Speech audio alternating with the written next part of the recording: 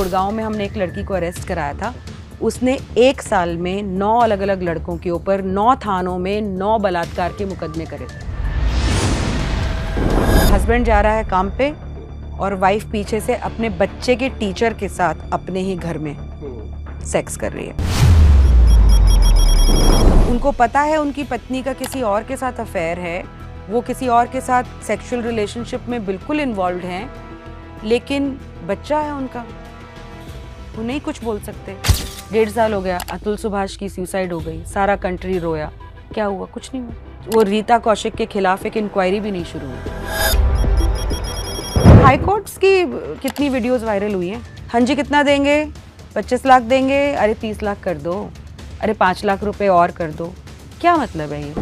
498A के झूठा case करने के लिए किसी महिला को सजा मिली हो, मैं ऐसा एक भी केस नहीं जानती। ये धमकी देके कि मैं तेरे ऊपर रेप का केस कर दूंगी, उससे जबरदस्ती शादी करी। अच्छा। रेप का केस का मुकदमा लगाया, कॉम्प्रोमाइज किया, उससे शादी करी। शादी करने के बाद दोबारा से उसके ऊपर रेप का मुकदमा लगा दिया, ये बोलते हुए कि इसने तो मुझसे शादी सिर्फ ये रेप के केस से हटने के लिए की थी, इसने तो मेरा रेप किया है। मैं तो लड़कों को बहुत क्लियरली ये बोल दूंगी, there is nothing called free sex, as simple as that.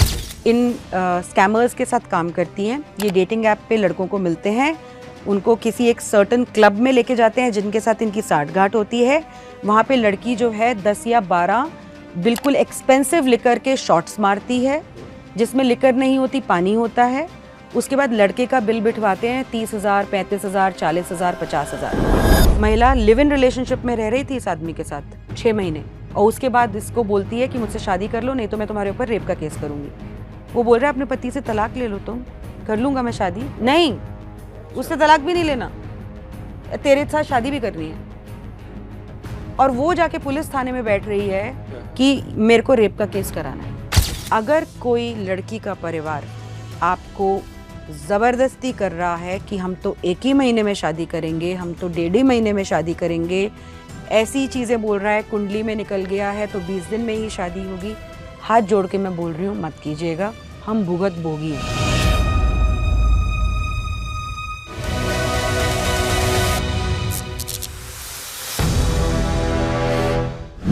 Deepika ji बहुत बहुत स्वागत है आपका। सबसे पहले दीपिका जी का आप लगातार मेंस जो राइट है उन पे काम कर रही हैं, आपने कुछ डॉक्यूमेंट्रीज भी बनाई हैं, आपकी एक एनजीओज भी है, बाकायदा आप लोगों को मदद भी करती हैं। तो सबसे पहला और बुनियादी सवाल ये है कि खुद एक महिला होने के नाते आपको क्यों लगा कि नई पुरुषों के साथ इस तरह से ज़्यादती हो रही है, मुझे कुछ काम करना चाहिए? क्या कोई आपका जाती तजुर्बा, क्या कोई व्यक्तिगत अनुभव भी ऐसा था? बहुत बहुत धन्यवाद नीरज जी मुझे अपने शो पर इनवाइट करने के लिए। बिल्कुल एक पर्सनल एक्सपीरियंस था। मुझे लगता है कि कोई भी ज़्यादातर लोग जो समाज सेवा में आते हैं वो कहीं ना कहीं अपने, और जब इतना पैशनेटली काम करते हैं तो कहीं ना कहीं उनकी ज़िंदगी में कोई एक्सपीरियंस होता है जो उनको झकझोर देता है। तो मेरे साथ भी ऐसा ही था। मेरे ही परिवार में एक शादी होती है जो कि बहुत सोची समझी शादी करी गई है, जहाँ पे महिला जो है उसका 3 साल पहले से किसी आदमी के साथ अफेयर है और वो आदमी शादीशुदा है तो वो उससे शादी नहीं कर सकती है। तो वो ये एक प्लान बनाते हैं कि तुम भी शादी कर लो और उसके बाद भी हम लोग वैसे ही कंटिन्यू करेंगे जैसे हम अभी हैं। ठीक है। क्योंकि वो सबसे बड़ी बेटी होती है अपने घर की और थोड़ा सा प्रेशर होता है शादी का, तो वो ये कि प्रेशर में जो है उसको वो शादी कर लेती है। प्रेशर में नहीं बोलूँगी मैं, मतलब ये है कि घर वाले शादी करने के लिए बोल रहे हैं तो कोई मुर्गा ढूंढ लो और उसके बाद अपने आशिक के साथ कंटिन्यू करो। और ये आप अपना पर्सनल एक्सपीरियंस बता रहे हैं, आपकी फैमिली में किसी के साथ? Yes absolutely. और बस उसकी लड़की की किस्मत ये खराब थी कि उसके उस परिवार का मैं हिस्सा थी। और जब समझ में आया कि इस तरह से उनका चाल चलन है कि घर वालों से बिल्कुल भी बात नहीं करना, अपने पति से बिल्कुल भी अफेक्शन नहीं दिखाना, उसको अपने पास भी नहीं आने देना, तो कुछ महीनों तक तो चला ऐसा। आज के टाइम में सब भ्रांत परिवार हैं, सबको पता है कि लड़की अपना जितना टाइम लेना चाहे, कोई ऐसी जोर ज़बरदस्ती वाली बात होनी नहीं चाहिए। तो लेकिन फिर भी एक शादी के बंधन में आप बंधे हो तो एक बहुत नेचुरल सी बात है कि फिजिकल इंटीमेसी होती है। लेकिन ये क्लासिक ट्रेट है ऐसी महिलाओं का जो कहीं ना कहीं और इन्वॉल्व होती हैं और बिना मर्जी के अपनी शादी कर लेती हैं जस्ट समाज को दिखाने के लिए कि वो अपनी पति के साथ जो है फिजिकल इंटीमेसी में बहुत ही ज़्यादा डिस्कम्फर्ट दिखाएंगी for no reason at all.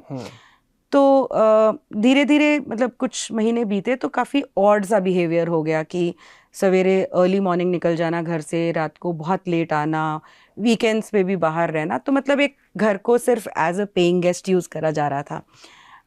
उसके बाद क्या हुआ कि ये एक कज़न ने बताया कि ये पक्का किसी के साथ इसका अफेयर है और ये पक्का किसी को मैसेज करती है जैसे ही घर से निकलती है, मैंने देखा इसके फ़ोन पे। तो उसके बाद एक प्रॉपर इन्वेस्टिगेशन करी गई, सारे सबूत कैप्चर करे गए। फिर उसके बाद जो है उनको बोला गया कि आप ऐसा कर रही हैं। तो उन्होंने पहले बड़ी आनाकानी करने की वो करी कि नहीं ये तो मेरे भाई जैसे हैं। एक तो किसी भी हद तक जो झूठ बोल सकती हैं महिलाएं, वो किसी भी हद तक जाके क्राइम भी कर सकती हैं एक्चुअली, लेकिन हम लोग बच गए। मैं तो अब ये जो हो रहा है सोनम रघुवंशी का, मैं तो यही सोचती हूँ कि हम लोग तो बच गए, अदरवाइज क्या पता उस हालात तक भी ले जाती वो महिला, इतना झूठ बोलती थी। तो उसने बोला नहीं ये तो मेरे भाई जैसे हैं, आप गलत बोल रहे हो ये वो। हमने कहा हम सारे सबूत कैप्चर कर चुके हैं। तो फिर जब उसको समझ में आ गया कि इनके पास सारे एविडेंसेस हैं, तो फिर उसने बोला कि ठीक है हम आपसी सहमति से अलग हो जाते हैं। तो हमने बोला कोई प्रॉब्लम नहीं है भाई, आप किसी और इंसान से प्यार करती हैं, आपको ये शादी करनी ही नहीं चाहिए थी, लेकिन चलो कर लिए तो अब आपसी सहमति से अलग हो जाते हैं। लेकिन उसके परिवार वाले नहीं चाहते थे बिल्कुल भी अलग होना, बट फिर भी चलो वो भी मान गए। उनको भी समझाया गया कि देखिए आपकी बच्ची की जहाँ पे खुशी आप वो करिए। तो पहले तो ये बहुत ड्रामा करती रही, लेकिन बाद में इन्होंने बोला कि ठीक है आराम से जो है डिवोर्स ले लेते हैं। ठीक है बढ़िया, फर्स्ट मोशन फाइल कर दिया डिवोर्स का। फर्स्ट मोशन फाइल करने के 2 महीने बाद कोर्ट से समन आते हैं कि आप तो उसको हर रोज़ पीटा करते थे, आप तो उससे दहेज मांगते थे, मैं उसको हर रोज़ पीटा करती थी। सफ़ेद झूठ, 2 पन्ने पूरा का पूरा सफ़ेद झूठ, हर शब्द हर लाइन सफ़ेद झूठ। जब उसको हम लोगों ने पढ़ा तो मैं काफ़ी ज़्यादा शॉक हो गई। मैंने कहा इतना झूठ कोई कैसे लिख सकता है। और जब तक आप कोर्ट कचहरी पुलिस थाना नहीं करते हैं ज़िंदगी में, आपको ये लगता है कि यहाँ पे लोग सच बोलते होंगे या यहाँ पे न्याय होता होगा। एक बड़ा डिफरेंट पर्सपेक्टिव होता है लोगों का कि कोर्ट में क्या होता है, न्यायालयों में क्या होता है। तब तक कभी वो पाला पड़ा नहीं था। तो सबसे बड़ा शॉकिंग चीज़ जो मुझे ये लगा कि कोर्ट से समन आया है तो उसमें इतने सारे झूठ कैसे हो सकते हैं, क्या उन्होंने देखा नहीं कि इसका सच क्या है। बट फिर बाद में पता चला कि नहीं ऐसा नहीं होता है। उन्होंने आपको ये नोटिस भेजा है, ये एलिगेशंस लगाए हैं उन्होंने कि वो डिवोर्स विड्रॉ कर रहे हैं। फिर उसके बाद मीडिएशन में चला गया ये मामला। तो मीडिएशन में बैठते ही वो लड़की और उसकी माँ, जो कि पहले हाथ जोड़ के माफ़ी मांग रहे थे कि उनसे गलती हो गई, वो कहने लगे कि हमारे को तो 20 लाख रुपए चाहिए डिवोर्स देने के लिए। अरे नहीं तो हम आपके ऊपर झूठा डाउरी का केस करेंगे, 498 केस करेंगे, डोमेस्टिक वायलेंस का केस करेंगे, मेंटेनेंस लेंगे, फलाना धमकाना। अपने वकील को लेकर आए थे वो लोग। तो तब बड़ा अचंभा हुआ कि कैसे ऐसे सफ़ेद झूठ बोला भी जा सकता है और ऐसा सफ़ेद झूठ बोल के उगाही करी जा सकती है शादी के नाम पे। जो शादी थी उसमें पूरा डिवीजन था। एक फंक्शन उन्होंने किया, एक फंक्शन हमारे परिवार ने किया, बिल्कुल कोई लेना देना नहीं हुआ। मुश्किल से मसा 3-4 महीने शादी के हुए थे। जो गिफ्ट भी वो लेकर आई थी वो भी अनपैक्ड पड़े थे। वो भी खोले नहीं गए थे क्योंकि घर में किसी चीज की जरूरत ही नहीं थी और वो सब कुछ ले गई थी अपना। ठीक है। तो बस एक चीज यहाँ पे जो अच्छी हो गई वो ये हो गई कि ये बात रिकॉर्डिंग पे ले आ चुके थे पहले ही कि वो अपनी ज्वेलरी भी ले गई है। नहीं तो लोग जो है ज्वेलरी वगैरह के नाम के ऊपर तो फिर वो 50 लाख रुपए मांगते। तो हमने तो चाहा कि हम लोग उसको लड़ें, लेकिन उस वाकया के बाद जब मैंने पता करना शुरू किया लोगों से कि भाई ये ऐसे कैसे धमकी दे सकते हैं, ये 498 क्या है, तो एक अलग सी दुनिया मेरे सामने खुल गई। जो वो दुनिया थी जिसके बारे में शायद मैंने कभी सोचा नहीं था, और वो ये है कि आदमियों के साथ क्या हो रहा है। तब तक मैं भी यही सोचती थी, और सोचती क्या थी, मैं हमेशा से बहुत ही बुलंद रही हूँ, बहुत ही मेरा पर्सोना जो है बड़ा लोगों के लिए स्टैंड लेने वाला है, चाहे मैं किसी को नहीं भी जानती।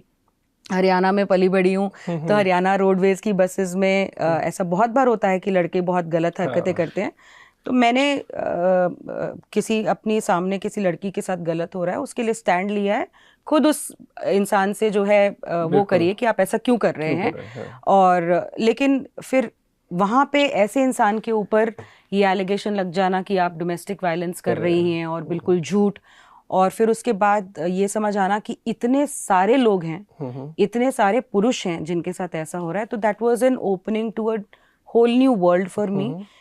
तब तक ये नहीं सोचा था कि एक्टिविस्ट बनूंगी ऐसा कुछ, तब यही सोचा था कि ये जो 498A है ये ऐसा कौन सा काला कानून है। मैंने जब गूगल किया तो कितने लोगों ने सुसाइड करा हुआ है 498A मिसयूज की वजह से, कितने सारे परिवार बर्बाद हो गए। मुझे आज भी वो वाकया भूलता नहीं है जब मैंने सैयद अहमद मखदूम, जो मेरी डॉक्यूमेंट्री में जिनकी कहानी भी है, उनकी 7 मिनट की वीडियो देखी। एक रात को मैंने वो वीडियो देखी जब मैं 498A के बारे में पढ़ ही रही थी और मैं पूरी रात नहीं सो पाई। क्या था उसमें? सैयद अहमद मखदूम ने सुसाइड कर लिया था। उनके ऊपर उनकी पत्नी ने झूठा दहेज का केस किया था और उनका जो 4 साल का बच्चा था उससे नहीं मिलने देती थी। वो उनका बहुत बड़ा दुख था, बहुत बड़ा दुख। और उन्होंने बहुत कोशिश की कि वो अपने बच्चे से मिल पाएँ, और समाज सेवी थे वो। कनाडा से इंडिया आए थे शादी करने के लिए, कनाडा में वुमेन एम्पावरमेंट के ऊपर काम करते थे। ऐसे इंसान के ऊपर आप ये तमगा लगा दो कि तुम तो दहेज लोभी हो, वो उनके लिए बहुत बड़ा सेटबैक था।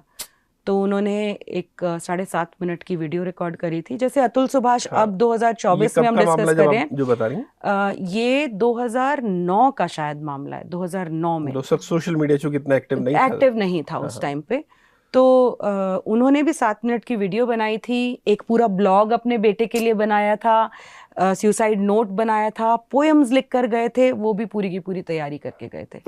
तो जब मैंने उनकी वो वीडियो देखी मुझे ये लगा कि मुझे इस सच को समाज के सामने लाना चाहिए। और मैं क्योंकि जर्नलिज्म बैकग्राउंड से थी, डॉक्यूमेंट्री फिल्म्स कुछ मैंने short documentary films as a journalism student बनाई थी, तो मुझे लगा कि डॉक्यूमेंट्री एक बेस्ट माध्यम है।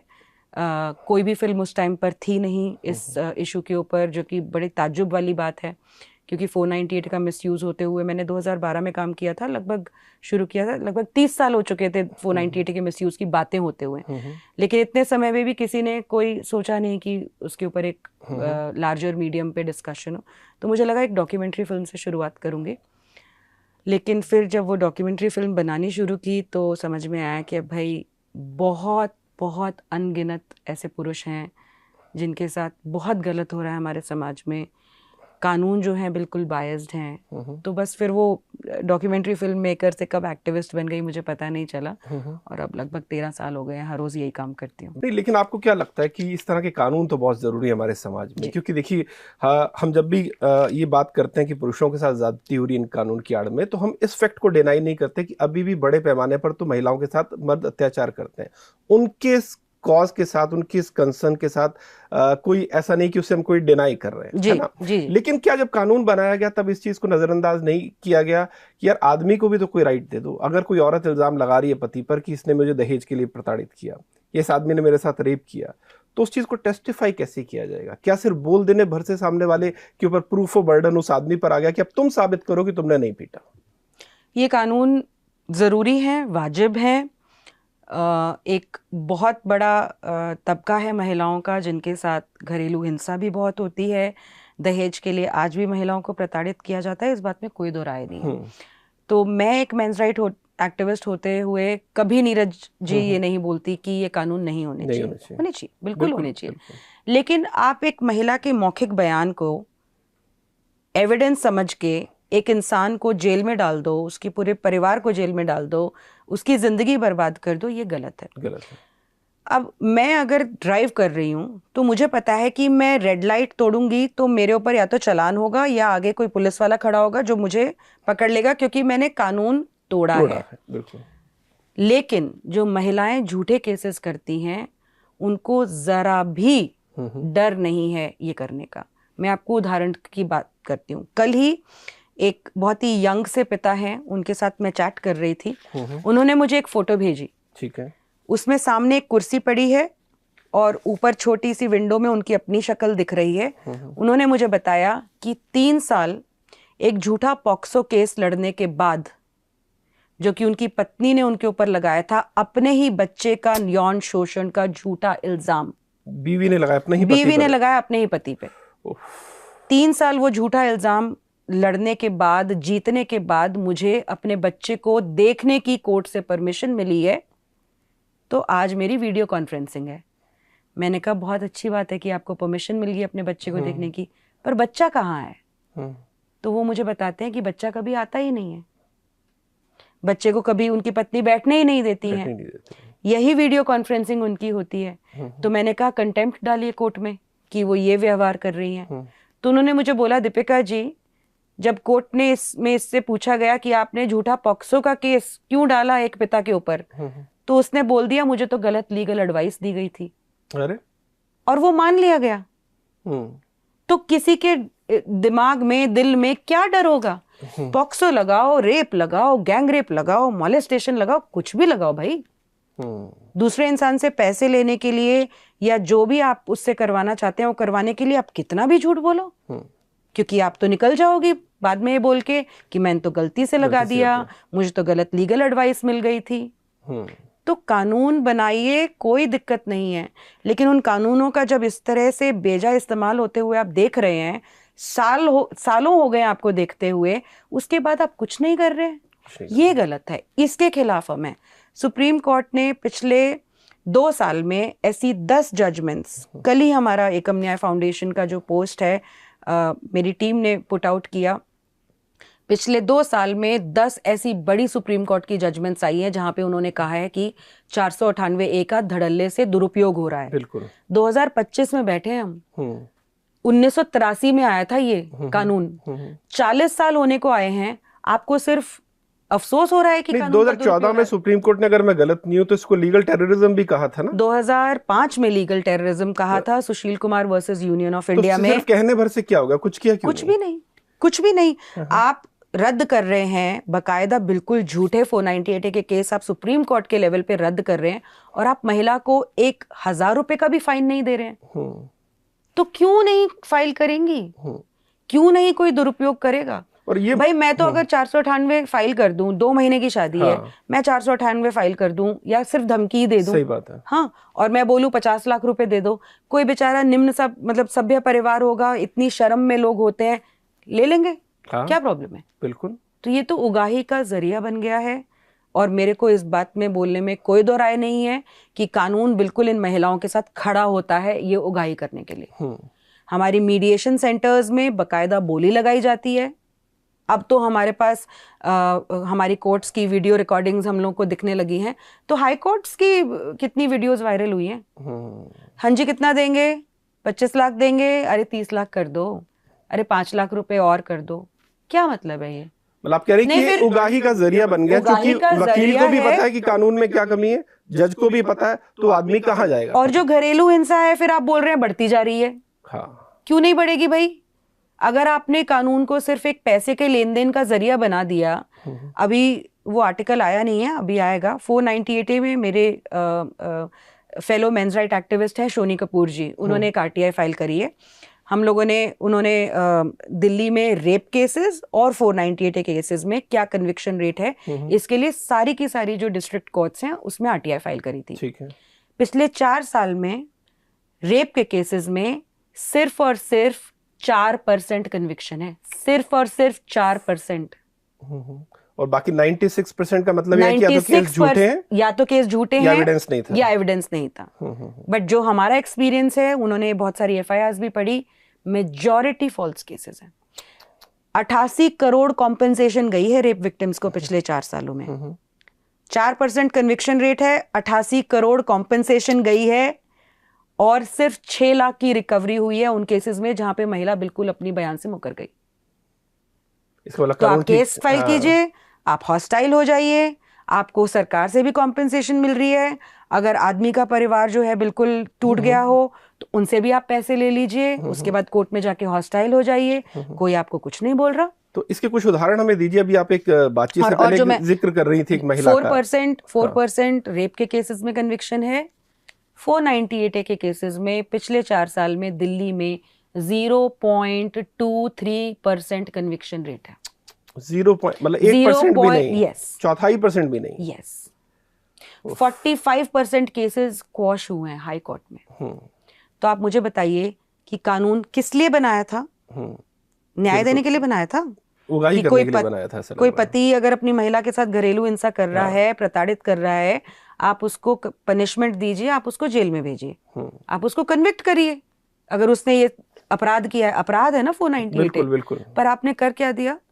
पैसे दीजिए, कॉम्प्रोमाइज कीजिए, 498A कॉश कीजिए। 498A के साथ अभी आज आपसे मिलने के बाद मैं गुड़गांव में एक परिवार से मीटिंग करूंगी। पूरा का पूरा परिवार इस समय भागा हुआ है, भगौड़ा है इस टाइम पे वो परिवार, जिसमें एक बुजुर्ग माँ है, एक बुजुर्ग पिता है, उनका बड़ा बेटा है, उसकी पत्नी है, उनका छोटा सा बच्चा है, क्योंकि उनकी बहू ने, छोटी बहू ने उनके ऊपर ना ही सिर्फ झूठा 498A लगाया है, बल्कि साथ में झूठा अटेम्प्ट टू रेप लगाया है अपने ससुर पे और अपने जेठ के ऊपर। कोई एविडेंस नहीं है। वो कह रही है 3 साल पहले मेरे जेठ और मेरे ससुर ने मेरे साथ रेप करने का अटेम्प्ट किया था। उनके पास चैट्स हैं, इतनी सारी चैट्स हैं, जिसमें 1-2 महीने पहले तक वो अपनी सास को बोल रही है कि मम्मी जी मुझे पैसे चाहिए, मम्मी जी मेरा तो परिवार जो है उन्होंने मुझसे ज़बरदस्ती ये केसेस करवा दिए, झूठे केसेस करवा दिए, लेकिन आप मुझे माफ़ कर दीजिए, मुझसे गलती हो गई। लेकिन अब उसको 1 करोड़ रुपए चाहिए, तो उसने ये FIR करवा दी। तो ये जो पैसे की बात अचानक आपकी बातों से लग रहा है आ जाती है, ये इंसान के मन में खुद लालच आ जाता है या उससे वकील बताते हैं कि भैया आप ऐसा कीजिए, क्यों आप ऐसे जाने दे रही हैं, हम आपको पैसे दिलवाते हैं। लेकिन मेरे लिए हैरानी की बात यह है कि लड़की के परिवार वाले भी इन सब चीज़ों के लिए क्यों राजी हो जाते हैं? क्या पहले से कोई क्रिमिनल माइंडसेट उन लोगों का रहता है? क्योंकि नॉर्मल सामान्य आदमी, दीपिका जी आप हो या हम हो, कोई भी आदमी इस तरह से झूठ बोलकर, हम तो किसी ने अगर आपको धक्का नहीं दिया तो आप ये नहीं कह सकते इसने मुझे धक्का दिया। नीरज जी बहुत इजी मनी है ना, समझिए आप। हाँ। बहुत इजी मनी है। अब मैं आपको बताती हूँ, मैंने पिछले 1 साल में लगभग 24 लोगों को अरेस्ट करवाया है डेटिंग ऐप स्कैम्स में। ठीक है। मुंबई में 2 क्लब बंद हुए, इंदौर में 1 क्लब बंद हुआ, हैदराबाद में 1 क्लब बंद हुआ। क्या कर रहे थे लोग? डेटिंग ऐप के थ्रू स्कैम चलाते हैं। इसमें 20, 22, 23 साल की, उससे भी कम यंग बिल्कुल लड़कियां, पढ़ी लिखी लड़कियां इन स्कैमर्स के साथ काम करती हैं। ये डेटिंग ऐप पे लड़कों को मिलते हैं, उनको किसी एक सर्टन क्लब में लेके जाते हैं जिनके साथ इनकी साठगांठ होती है। वहाँ पे लड़की जो है 10 या 12 बिल्कुल एक्सपेंसिव लिकर के शॉट्स मारती है, जिसमें लिकर नहीं होती, पानी होता है। उसके बाद लड़के का बिल बिठवाते हैं 30,000, 35,000, 40,000, 50,000। लड़के को मेनू भी नहीं दिखाया जाता, उसको समझ में नहीं आता, उसको ये लगता है कि ठीक है नॉर्मल ड्रिंक होगी, कितना खर्चा आ जाएगा, 5,000, 6,000 फलाना धमकाना। तो इस तरह से 50-60 हज़ार तक का बिल बिठवाती हैं। आधे घंटे में बहाना बनाती हैं कि मेरे घर से फ़ोन आ गया, मेरे घर पे इमरजेंसी है, मैं निकल रही हूँ। उसके बाद वो फुर हो लेती हैं, उस बंदे को पैसे देने होते हैं। तो ऐसे 25-30 विक्टिम्स ने मुझे अप्रोच किया और मैंने इन क्लब्स को जो है एक्सपोज किया। अब सोचिए लड़कियां जो हैं पढ़ी लिखी हैं, काम कर सकती हैं, हाँ जॉब कर सकती हैं, पैसा कमा सकती हैं, अच्छा, लेकिन नहीं, ये क्विक मनी है, इजी मनी है। इसमें एक टेबल बोलते हैं, जो लड़के को बुलाया जाता है और जो बकरा बनाया जाता है उसको टेबल बोलते हैं। क्योंकि जब मैं पूरा इन्वेस्टिगेट कर रही थी और एक्सपोज कर रही थी तो कुछ ऐसे लोग थे जो इन स्कैमर्स के साथ काम कर चुके थे, लेकिन उनका अपने ही स्कैमर्स के साथ पैसे का लेन देन के ऊपर झगड़ा हो गया, तो उन्होंने हमें कांटेक्ट कर लिया। तो उन्होंने हमें बताया कि पूरी मोडस ऑपरेंडी क्या होती है। तो टेबल बोलते हैं, तो हर टेबल का उस लड़की को 20% मिल रहा है। तो सोचिए आप कितने हजार वो डेली कमा रही है, तो मेहनत क्यों करनी है। तो ऐसे ही शादियों में भी किसी भी वजह से शादी टूट गई, किसी भी वजह से शादी टूट गई, तो एक तो ये है कि ये केसेस फाइल कर दोगे तो समाज में ये बता पाओगे कि हमारी तो लड़की बड़ी अच्छी है। हाँ। वो हरामी निकले, वो खराब निकले, वो दहेज लोभी निकले, उन्होंने हमारी बच्ची को प्रताड़ित किया। तो एक तो सोशल आप अपने आप को विक्टिम दिखाओगे और दूसरा आपको पैसे भी मिलेंगे। तो क्यों नहीं करेगा कोई। आप इंसेंटिवाइज कर रहे हो। मैं बहुत बार बोल चुकी हूँ, आज के समय पे अब ये सोनम रघुवंशी जैसे, मुस्कान जैसे केसेस हो गए हैं, तो लोग बोलते हैं ऐसे महिलाएं कैसे हो रही हैं, ऐसे महिला। अरे भैया, आप महिलाओं को उद्दंड होना इंसेंटिवाइज कर रहे हो। शादी करो, तोड़ दो, ह्यूज एलिमनी लो, झूठे केसेस कर दो, कोई रेपरकशन नहीं है। इतने सारे हम लोग केसेस देख रहे हैं। ये तो चलो डिवोर्स वगैरह की बात हो गई। आज ही मैंने एक पोस्ट शेयर करी है जिसमें एक आदमी है जो किसी तो जन सुनवाई में जाके गुहार लगा रहा है कि उसकी पत्नी अपने लवर के साथ भाग गई है और बच्चे बेचारे, दो उसकी बच्चियां हैं, वो तड़प रही हैं, रो रही हैं। तो अब मैंने लिखा उस आर्टिकल को शेयर करते हुए कि हमारा कोर्ट बोलता है कि एक पुरुष का कानूनी और मौलिक और मॉरल हर तरह की रिस्पॉन्सिबिलिटी है अपने पत्नी और अपने बच्चों का देखभाल करना, मेंटेनेंस देना, उनको एक बेहतर जिंदगी देना। पत्नी की क्या रिस्पॉन्सिबिलिटी है जरा बताएगा कोई कानूनी रिस्पॉन्सिबिलिटी नहीं है। वो अपने बच्चों को भी छोड़ के जा सकती है, वो अपने पति को भी छोड़ के जा सकती है, उसको कोई कंपेल भी नहीं कर सकता वापस आने को, उसको कोई कंपेल नहीं कर सकता कि इनको जिनको तुमने जन्म दिया है उनको तुम मेंटेन करो, नहीं, कोई लीगल बाइंडिंग नहीं है। तो आप सारा का सारा जब रिस्पॉन्सिबिलिटी सिर्फ एक ही जेंडर पे डालोगे, दूसरा जेंडर तो दंड होएगा ही होएगा। फिर हैरानी क्यों कर रहे हैं आप? बिल्कुल बिल्कुल। और इसमें ये भी बताइए कि जैसे किसी लड़की ने अगर कोई झूठा केस किया अपने पति पर और बाद में साबित हो गया कि झूठा है, कानूनी तौर पर देखें तो कई सेक्शन है, 211 है, 182 है, 120 है, लेकिन क्या अदालत बाद में इंश्योर करती है इस चीज को कि इस महिला ने झूठा आरोप लगाया, इस आदमी की जिंदगी खराब की, इसकी सामाजिक छवि खराब की, अब इस पर भी केस चलना चाहिए? क्योंकि मैंने ऐसे बहुत कम केस या ना के बराबर ऐसा देखा है कि बाद में अदालत ने उस महिला को सजा दी हो जिसने झूठ बोला है। मेरे को ये काम करते हुए 13 साल हो गए नीरज जी। 498 के ऊपर रिसर्च करते हुए मुझे बहुत साल हो गए। मैं इनफैक्ट अभी एक प्रोमिनेंट न्यूज़ चैनल की डिबेट पे थी जिसमें एक वकील आए हुए थे और वो कह रहे थे कि देखिए कानून जो है ये है वो है, जेंडर न्यूट्रल है, ये सब है, मिसयूज़ होता है, हर कानून का होता है। तो मैंने उनसे यही सवाल पूछा और क्रिमिनल लॉयर हैं, मैंने कहा 40 साल हो गए हैं इस कानून को आए हुए, 4 औरतों का पता है आपको जिनको 498A का मिसयूज करने के लिए पनिशमेंट मिली हो? बिल्कुल नहीं, कुछ नहीं बोल पाए, वो कोई शब्द नहीं थे उनके पास। वो बोल रहे नहीं वो तो मुझे नहीं पता, लेकिन नहीं है कोई। मैंने जैसे झूठे रेप केसेस में तो अब फिर भी हम लोग देखने लग गए हैं कि थोड़ा बहुत कुछ कानून, कुछ अदालतें हैं, कुछ जज हैं जिन्होंने आगे बढ़ के इसको एड्रेस करने की कोशिश की और महिला के खिलाफ भी कार्यवाही करने का ऑर्डर दिया है। या कुछ ऐसे केसेस इक्का दुक्का भी आए हैं जहाँ पे किसी महिला को 4 साल की सज़ा हो गई, 6 साल की सज़ा हो गई झूठा रेप केस करने के लिए। बट 498A के झूठा केस करने के लिए किसी महिला को सज़ा मिली हो, मैं ऐसा एक भी केस नहीं जानती, एक भी केस नहीं जानती। हाँ, अगर पति और उसके परिवार ने सुसाइड कर लिया हो, इसका मतलब ये कि कानून ही ऐसी महिलाओं को फ्री रन दे रहा है। वो कह रहा है कि तुम डरो मत, अगर तुम झूठी भी साबित हो गई तो हम तुम्हें जेल नहीं पहुंचाएंगे, इसलिए धड़ल्ले से जो करना करो। इससे तो यही लग रहा है ना कि कानून ही चाहता कि हाँ भैया हो, जज भी ये चाह रहे हैं और वकील भी ये चाह रहे हैं कि ऐसा ही हो। नीरज जी, मैं आपको हैरानी की बात बताती हूँ कि परसों की इलाहाबाद हाईकोर्ट की एक जजमेंट है जिसमें ऐसे ही मैट्रिमोनियल डिस्प्यूट ने महिला ने अपने देवर के ऊपर या जेठ के ऊपर झूठा गैंग रेप का केस लगाया है। देवर पर? हाँ, गैंग रेप का झूठा। आप समझेंगे गैंग रेप क्या होता है, आपका दिमाग खराब हो जाता है गैंग रेप शब्द सुन के। किसी महिला के साथ अगर गैंग रेप हुआ है, मैं सोच भी नहीं सकती कि उस महिला के साथ क्या बीतती है। और यहाँ पे इस महिला ने झूठा गैंग रेप का एलिगेशन लगाया क्योंकि मैट्रिमोनियल डिस्प्यूट था। इलाहाबाद हाईकोर्ट ने वो केस क्वॉश कर दिया कॉम्प्रोमाइज के बेसिस पे। अरे कॉम्प्रोमाइज आप गैंग रेप का केस में कॉम्प्रोमाइज करवा रहे हैं, आप क्या मैसेज दे रहे हैं इस कंट्री में कि आप मैट्रिमोनियल कह रहे हैं क्योंकि मैट्रिमोनियल डिस्प्यूट है, महिला ने कॉम्प्रोमाइज कर चुकी है तो ये केस तो आगे चलेगा नहीं, तो इसलिए इसको क्वॉश कर देते हैं। पहले आप महिला से पूछिए कि तुम इतने गंभीर मामले में समझौता कैसे कर रही हो। अरे भैया, आप उसको 6 महीने की सजा क्यों नहीं कर रहे हो? हाँ। क्या गैंग रेप ऐसे ही बोल सकती है कोई महिला? मतलब महिलाएं कुछ भी बोल सकती हैं, कितना भी झूठ बोल सकती हैं, और उसके बाद आप ये बोले। अब देखिए, किसी पिता के ऊपर झूठा पॉक्सो का केस लगा देना, वो महिला बोल रही है कि मुझे लीगल एडवाइस दी गई, इसका मतलब उसके दिमाग में रत्ती भर भी ये कॉग्निजेंस नहीं है कि शायद मुझे भी सजा हो जाएगी कल कि मैं झूठ बोल रही हूँ। नहीं है ही नहीं, बिल्कुल भी नहीं है।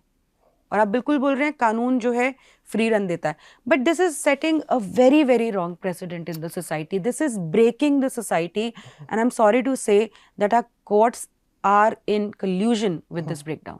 बिल्कुल। और आप एक किस्से का और जिक्र कर रही थी, एक महिला का जिसने अलग अलग शहरों में कई मर्दों पर रेप के केस दर्ज करवाए। वो क्या कहानी थी? और उसमें मेरा एक सवाल ये भी है कि जब अगर एक ही महिला ये कहती कि 8 लोगों ने मेरे साथ रेप किया, तो एक पॉइंट पर आकर कहीं जज ये नहीं पूछता कि भैया तुम्हारे साथ ये सब क्यों हो रहा है?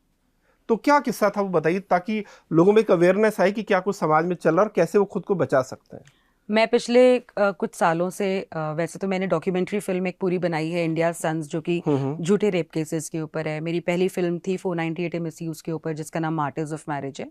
बट मार्टर्स ऑफ मैरिज बनाने के दौरान नीरज जी, 2012 में जैसे मेरी शुरुआत हुई, 2012 में निर्भया हुआ था, ठीक है, और 2013 में पूरा का पूरा रेप लॉज का ओवरहॉल हो गया था।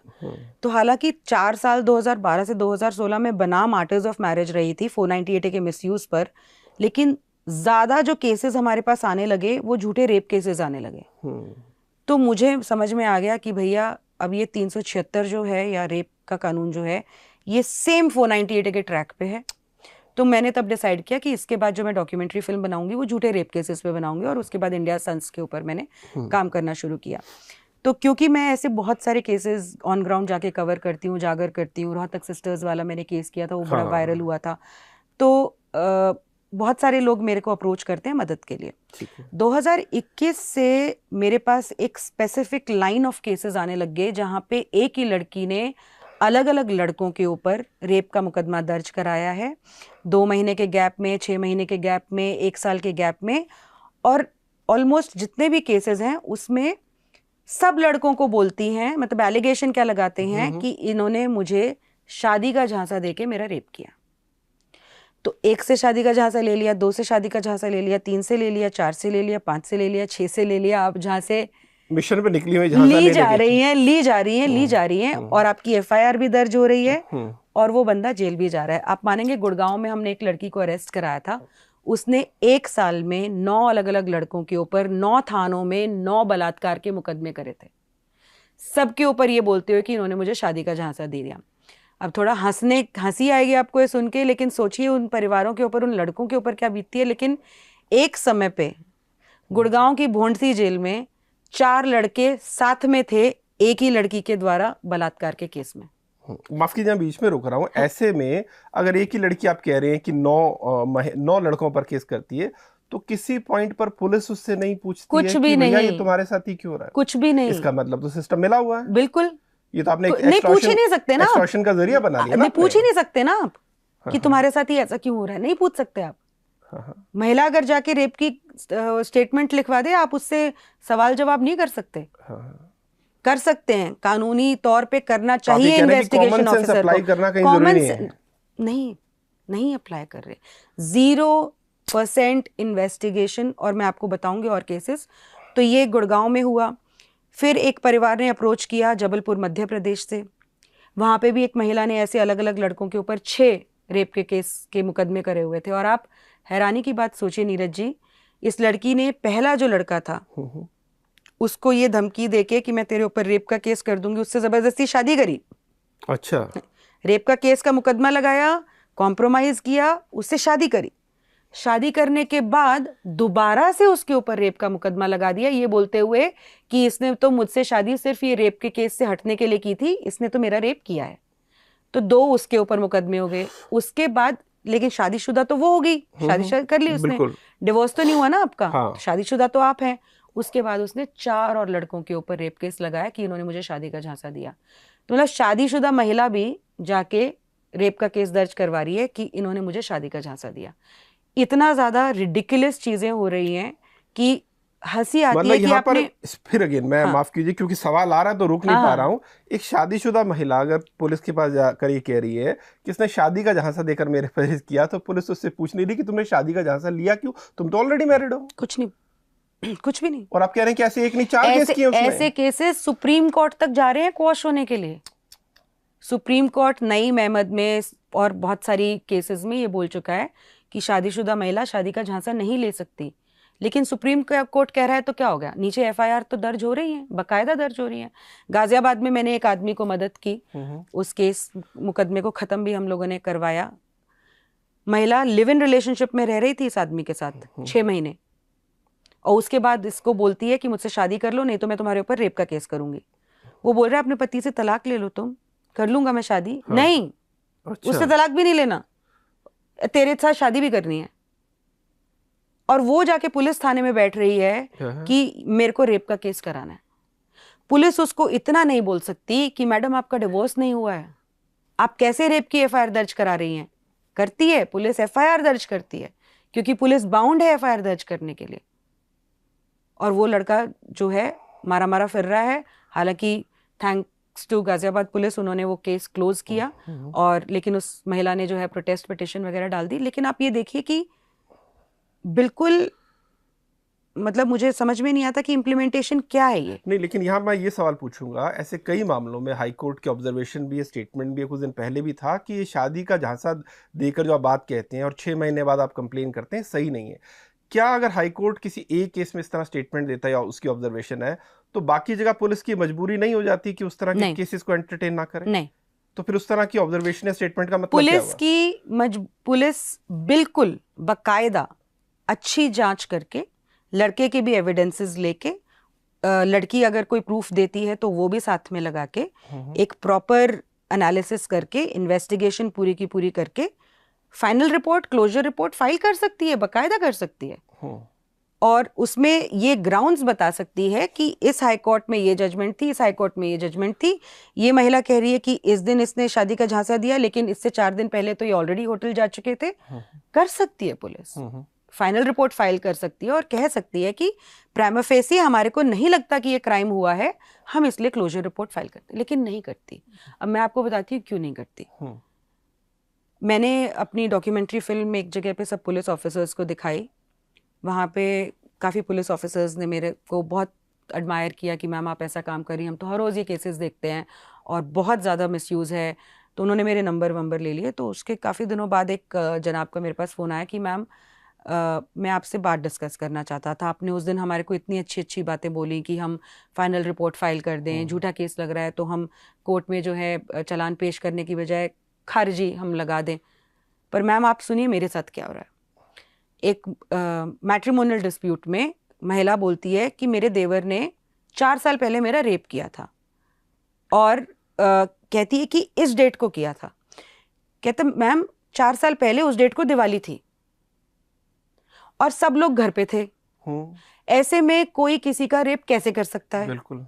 और अगर हुआ था तो ये 4 साल के बाद ये दर्ज करा रही है।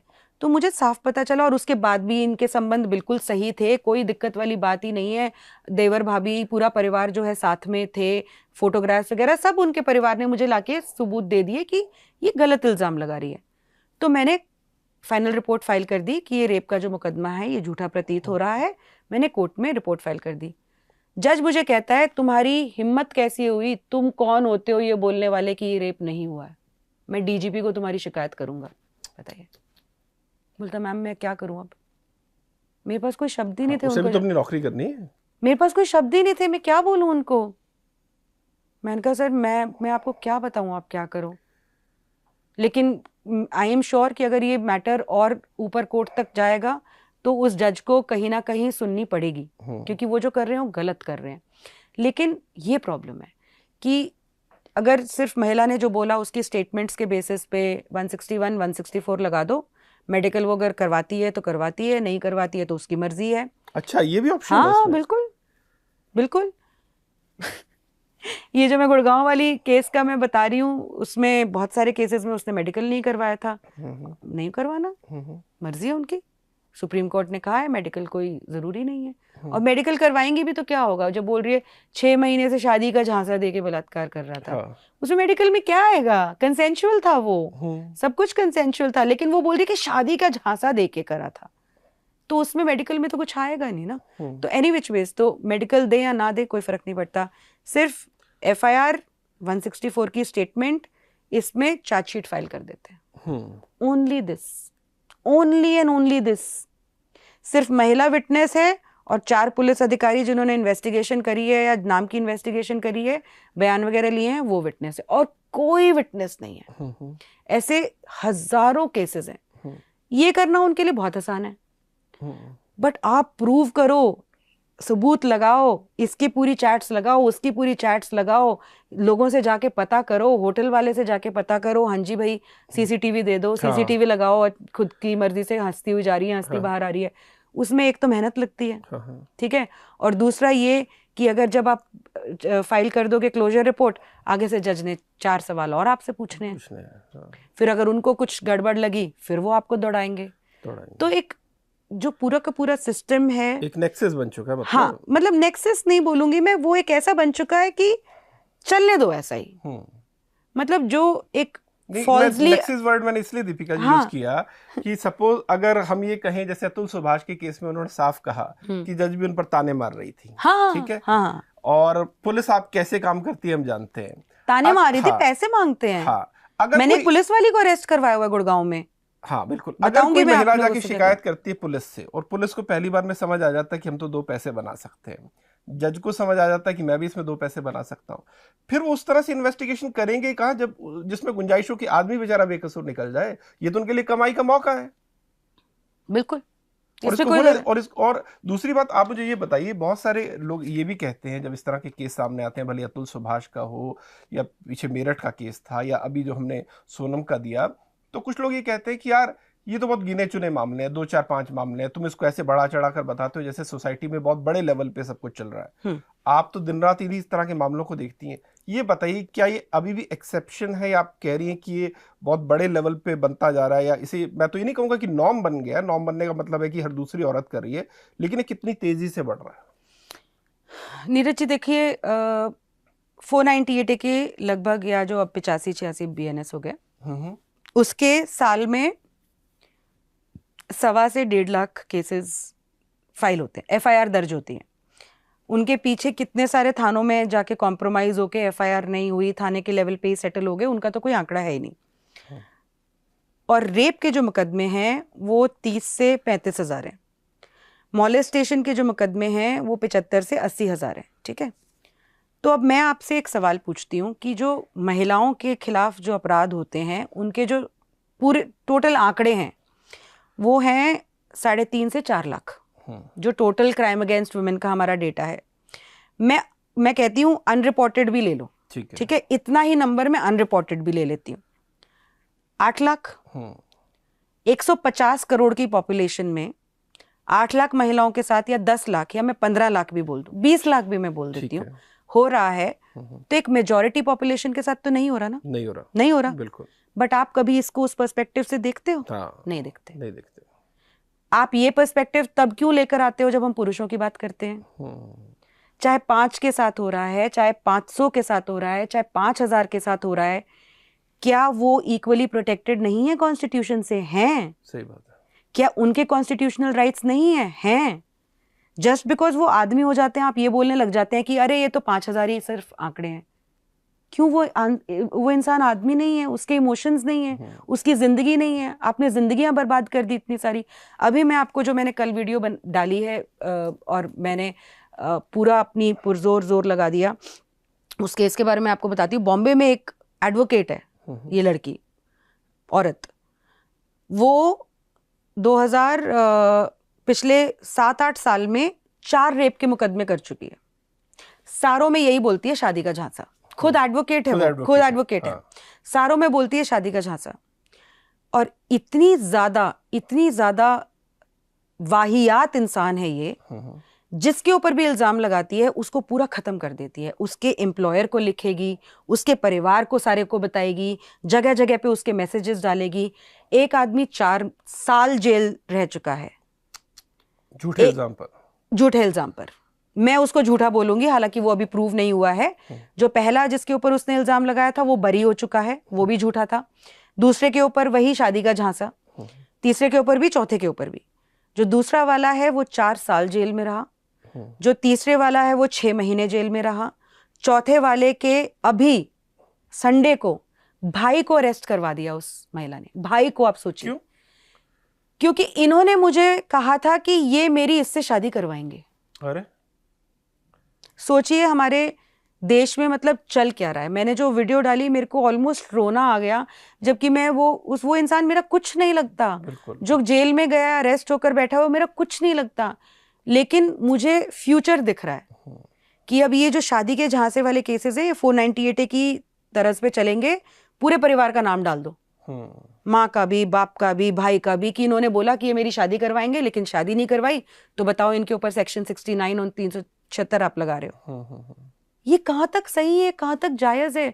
वो जो इंस्पेक्टर था, मैंने उससे पूछा, मैंने कहा सर ये आप बहुत गलत कर रहे हो। मैंने कहा उस आदमी का नाम भी एफआईआर में नहीं था। आप सोचिए नीरज, बताइए। वो सप्लीमेंट्री स्टेटमेंट में जाके बोल रही है कि इसके बड़े भाई ने भी बोला था कि आप। मैंने कहा आपने उनको किस चार्ज में अरेस्ट किया?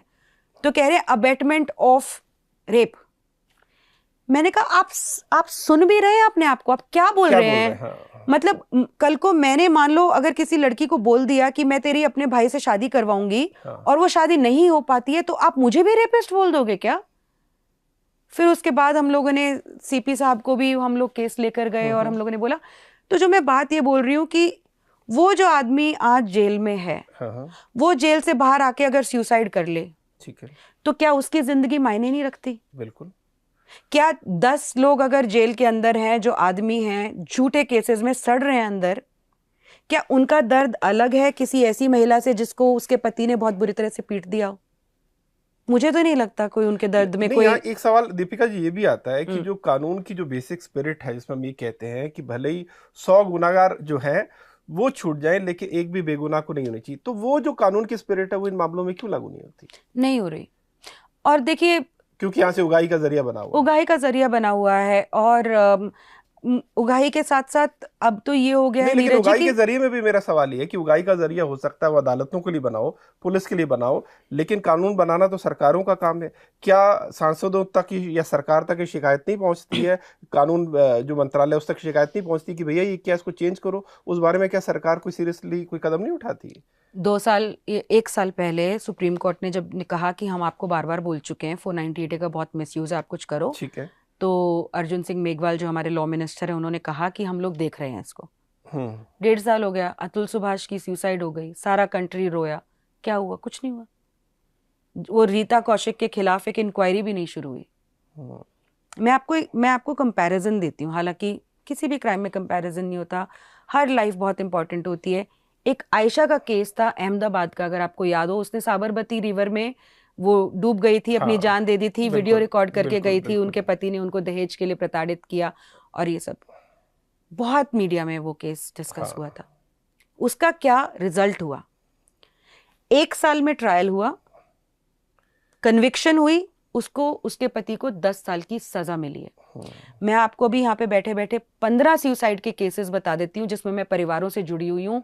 कोई 7 साल से लड़ रहा है, कोई 8 साल से लड़ रहा है, कोई 9 साल से लड़ रहा है, वो भी वीडियो छोड़ के गए थे, वो भी सुसाइड नोट छोड़ के गए थे, लेकिन कुछ नहीं हुआ। रीजन क्या उसका? क्योंकि एम्पैथी या जो स्पिरिट है कि एक ह्यूमन लाइफ इंपॉर्टेंट है, वो मुझे लगता है कि कहीं ना कहीं मिसिंग है जब कोई पुरुष के साथ गलत होता है एज कम्पेयर टू जब कोई महिला के साथ गलत होता है। अतुल के केस में योगी जी वैसे तो बहुत सारे केसेस की कॉग्निजेंस ले लेते हैं जो मीडिया में आता है। क्या योगी जी ने नहीं देखा होगा अतुल सुभाष के केस के बारे में? योगी जी ने एक शब्द नहीं बोला। रीता कौशिक के खिलाफ एक इंक्वायरी करा दें आप, उसका पहला नाम लिखा है उसने, 5वां नहीं, पहला। बिल्कुल। आप समझ रहे हैं कि एक जज जो है वो अपने सोलेम ओथ के बाद ये बोलती है कि तू मुझे 5 लाख रुपए दे दे, मैं तेरा मामला अभी सेटल करा दूंगी। और ये बोल रही है, अरे सुसाइड की बात कर रहा है, उसके ऊपर हंस रही है। क्या उनके ऊपर एक इंक्वायरी भी नहीं बनती? नीरज जी, सिंपल सा क्वेश्चन है, सिंपल सा क्वेश्चन। आप और ये लोग अभी भी सिस्टम एक्टिव है। यस, आप ऑफिसर्स को सस्पेंड करा देते हो। मुझे याद है बॉम्बे हाई कोर्ट की एक जज हैं, उन्होंने 1-2 जजमेंट्स ऐसी बोल दी थी जो कि महिलाओं के विरोधी लगी थी लोगों को, बहुत अटपटी लगी थी, तो उनकी प्रमोशन तो कैंसिल हो ही गई, उनको निकाल दिया गया जुडिशरी से। ठीक है, तो अगर महिलाओं के आपको लग रहा है कि एंटी कुछ कोई कर रहा है, उनको हमारे को सिस्टम से निकालना जरूरी है, तो आप इस महिला के ऊपर एक इंक्वायरी भी इनिशिएट नहीं कर रहे हैं। ये दबात क्यों? ये डिफरेंस क्यों?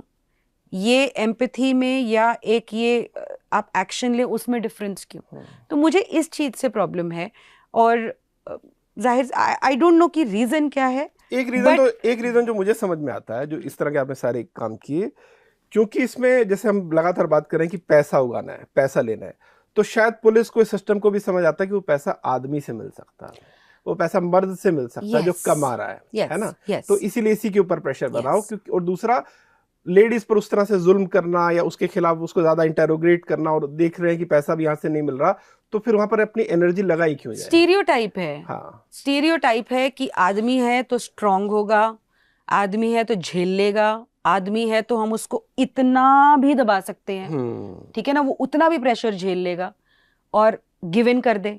जितना प्रेशर डाल सकते हैं आदमी के ऊपर उतना प्रेशर डालते जाओ डालते जाओ डालते जाओ, हाँ, जब तक वो गिव इन ना करे। गिव इन ना करे। पर महिलाओं के साथ एक नेचुरल एम्पैथी होती है।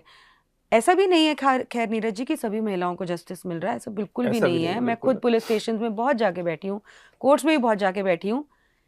जिसके पास भी थोड़ा सा पैसा है, जिसके पास भी थोड़ा सा पावर है, वो अपना काम करवा सकता है। मैं इसी पर आने वाला था। खुद मेरी नज़र में एक केस है, हस्बैंड वाइफ में तनाव हुआ, जो हस्बैंड था वो अपने बच्चे को लेकर अपने घर चला गया, वाइफ को उसकी गलती नहीं बताई गई, कोर्ट का ऑर्डर है कि माँ की बच्चे से बात करवाई जाए। इस केस में माँ की बच्चे से बात करवाई नहीं जाती, जब करवाई जाती है तो पीछे म्यूजिक इतनी तेज लगा दिया जाता है कि माँ बात भी नहीं कर पा रही है। वो माँ, उसका बच्चा शायद पिछले 5 सालों में मिल नहीं पाई। अब सेम कानून है, वही लोग हैं, लेकिन यहाँ पर जो बच्चा है पिता के पास है। इसका मतलब है कानून उस हिसाब से काम करता है ना, जब उसे पैसे मिल रहे हैं। जी, मैं वही बोल रही हूँ। जिसके पास ऐसे बहुत सारे आदमी हैं दे हु खासकर मैट्रिमोनियल डिस्प्यूट्स में जो पैसा भी खिलाते हैं, अपना काम भी करवा लेते हैं, उनको बहुत ज्यादा फेस भी नहीं करना पड़ता। दीपिका जी, यहाँ पर एक और बड़ा जो गंभीर सवाल खड़ा हो रहा है कि बहुत सारे इस तरह के केस में जब महिलाओं के या तो शादी से पहले कोई संबंध है या बाद में एक्स्ट्रा मैरिटल अफेयर है, तो उसमें वो अपने हस्बैंड का कत्ल करवा दे रही है। सोनम रघुवंशी का मामला तो अभी है ही। ये भी कितना फ्रीक्वेंट है और इसके पीछे सोच क्या है? औरत बजाय अपने पति को मरवाने के उस रिश्ते से अलग क्यों नहीं हो रही? देखिए, किस तरह के केस, कितने केस देखे हैं? क्रिमिनल्स की सोच तो क्रिमिनल ही होती है, तो वो कितना भी अपने आप को सभ्य दिखा सकते हैं, but at the end of the day उनके कहीं ना कहीं दिमाग में क्राइम तो होता ही है, क्राइम का इंस्टिंक्ट तो होता ही है। इस तरह के बहुत सारे केसेस आज के समय पे इंडिया में हो रहे हैं। हम इस तरह के लगभग डेली एक केस को डॉक्यूमेंट करते हैं। कुछ ऐसे दिन होते हैं जहाँ पे एक ही दिन में ऐसे 2 या 3 4 मर्डर भी आते हैं हमारे पास। एक दिन में 3 से 4। 2023 में हम लोगों ने ऐसे 306 जो मीडिया के माध्यम से हम लोग डॉक्यूमेंट कर पाए केसेस, वो डॉक्यूमेंट करे। एक husband murder and suicide report है जो मेरी ऑर्गेनाइजेशन एकम न्याय फाउंडेशन ने पूरी की पूरी रिसर्च रिपोर्ट तैयार करी है, और हमारी वेबसाइट से वो डाउनलोड भी कर सकते हैं ekamnyay.org से। उसमें हम लोगों ने लगभग 800 से ज़्यादा केसेस डॉक्यूमेंट किए हैं जो मीडिया में आए, सिर्फ जो अखबारों में हमें दिखे। और उसमें भी एक चैलेंज है कि साउथ या जो लैंग्वेजेस हमारे को समझ में नहीं आती, वो हम लोग मुश्किल होता है उसको डॉक्यूमेंट करने में। तो ज़्यादातर जो हिंदी और इंग्लिश मीडिया में आए वो हम लोगों ने केसेस डॉक्यूमेंट करे। तो 306 उसमें मर्डर थे जहाँ पे पत्नी ने अपने पति का मर्डर कर दिया, और रिमेनिंग जो थे वो सुसाइड थे जहाँ पे पति ने आत्महत्या कर ली, ये कहते हुए कि मुझे पत्नी ने झूठा केस में फंसाया, या पत्नी या उसके परिवार वाले मुझे प्रताड़ित कर रहे हैं, या झूठे के केसेस में उन्होंने अपनी जान दे दी। 306 जो मर्डर के केसेस हैं उनमें 95% केसेस में जो रीज़न था मर्डर का वो एक्स्ट्रा मैरिटल अफेयर था, अडल्ट्री था। और सुसाइड्स में भी एक बड़ा रीज़न जो था एक्स्ट्रा मैरिटल अफेयर था, कि एक्स्ट्रा मैरिटल अफेयर के लिए मना किया तो या तो उसने झूठे केसेस कर दिए या अपने लवर से जो है पूरा कत्ल ही करवा दिया।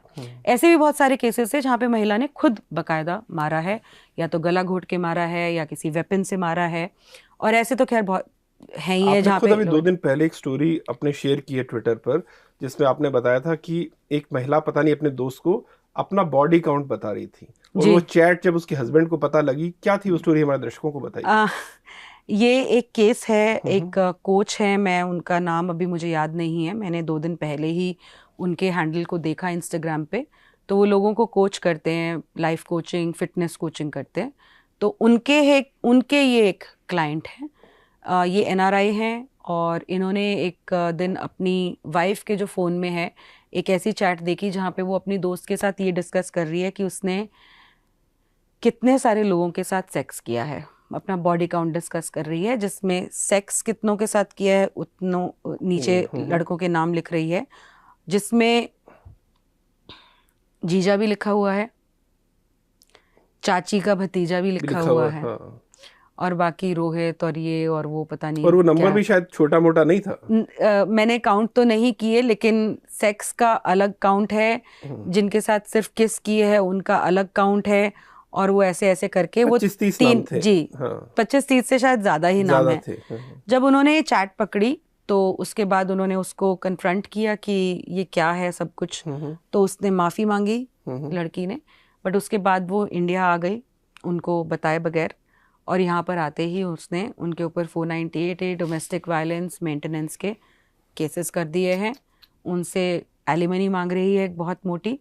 वो लड़का बिल्कुल ही डिप्रेशन में चला गया था, 1.5-2 साल वो पूरे डिप्रेशन में रहा है। तो ये जो कोच हैं जो रील बना रहे थे, ये 498 है इनकी रील के ऊपर लिखा हुआ था, तो मेरा ध्यान चला गया, अदरवाइज मैं नहीं शायद देखती। 498 लिखा हुआ था, तो उन्होंने अपनी रील में बताया कि इस आदमी को उस डिप्रेशन के फेज में बाहर लाने में 2 साल लग गए हैं, और उनकी जो लीगल जर्नी है वो तो चलती ही रहेगी।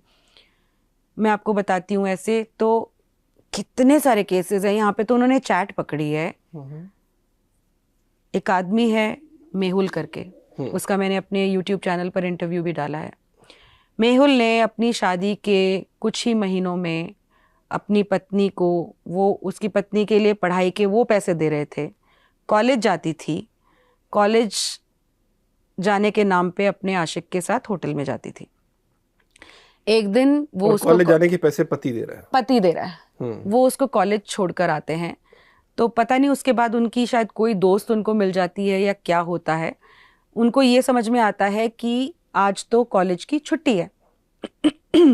तो वो उनसे बात बोलते हैं कि उसको तो मैं अभी छोड़कर आया हूँ, तो कहते नहीं आज तो कॉलेज की छुट्टी है, तो उनका दिमाग खनकता है। फिर वो पता नहीं अब उसको कैसे मेहुल को समझ में आता है या उसके दिमाग में क्या चमकता है, आसपास के जितने भी होटल थे वहाँ पे वो जा जाके उसका नाम पूछने लग जाते हैं कि यहाँ पे चेक इन किया कि नहीं। एक होटल में उस नाम की लड़की का चेक इन उनको मिल जाता है, और वो अपनी वाइफ को उस होटल में रेड हैंडेड पकड़ते हैं, पुलिस को बुलाया जाता है, वो आदमी को उस रूम से निकाला जाता है, और उसके बाद मेहुल जो है वो ऑब्वियसली उनकी वाइफ उनको छोड़ के अपने मायके चली जाती हैं, इतनी ज़्यादा लड़ाई वड़ाई हो गई है। फिर उसके बाद मेहुल जो है, क्योंकि पूरी रिपोर्ट बन गई है, होटल से निकली हैं, वो है डिवोर्स डाल देते हैं अडल्ट्री के ग्राउंड पे। ठीक है। वो महिला डालती है 498 डोमेस्टिक वायलेंस 125। ये बंदा जो कि एक खुद विक्टिम है, अगले 6 साल फिर कानूनी लड़ाई लड़ता है।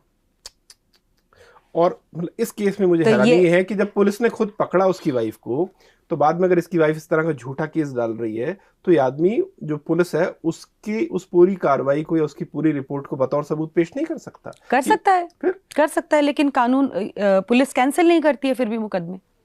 जाओ कोर्ट में लड़ लो, आप कोर्ट में अपने आप को इनोसेंट सबूत फिर वही बात जो मैं पहले कह रहा था कि कोई कॉमन सेंस यूज नहीं हो रही है।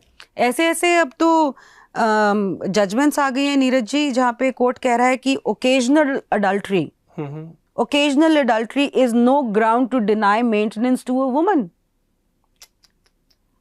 मैं तो जब जजमेंट पढ़ी तो मैं ओकेजनल अडल्ट्री, आप क्या बोलना चाह रहे हैं? मतलब कि एक बार अगर किसी के साथ हो गया सेक्स तो उसको अडल्ट्री में काउंट नहीं करेंगे। ऐसा लग रहा है जज साहब खुद को अपनी जगह उस जगह पे रखे पता नहीं मुझे क्या सोचते हैं, लेकिन मतलब यूँ कह रहे हैं कि एक लंबी अडल्ट्री में जब रहेगी तभी डिनाई कर सकते हो आप मेंटेनेंस।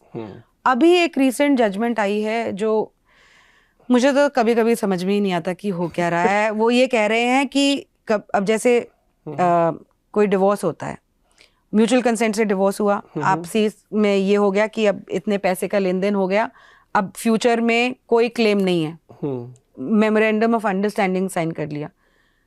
अब कोर्ट की जजमेंट आई है कि अगर कोई पत्नी इस तरह का MOU साइन कर लेती है, अगर चेंज ऑफ सर्कमस्टांस होते हैं जिंदगी में आगे, तो वो फिर भी मेंटेनेंस मांग सकती है।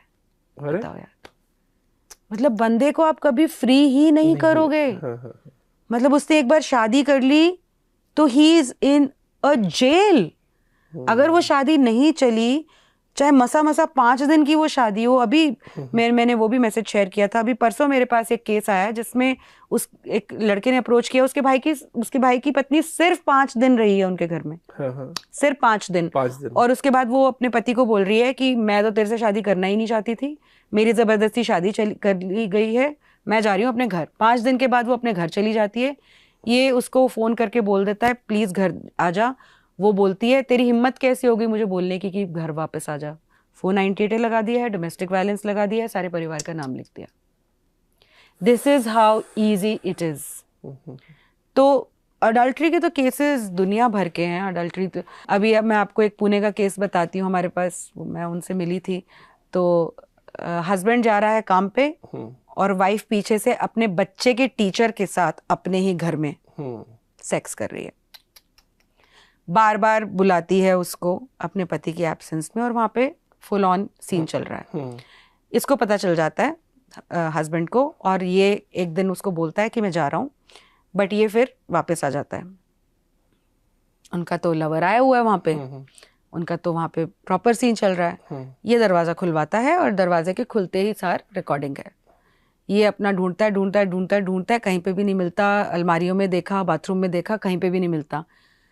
फिर वो अपना बेड खोलते हैं तो उसके अंदर वहाँ पे अपनी पत्नी के लवर को पाते हैं और वो ऐसे देख रहा है। मैं मतलब जो वीडियो बनाई, हाँ मैं मिली थी, उन्होंने मुझे दिखाया। तो वैसी वीडियोस हम नहीं रिलीज कर सकते और कहीं ना कहीं वो भी शायद नहीं रिलीज कर सकते क्योंकि महिलाओं की डिग्निटी।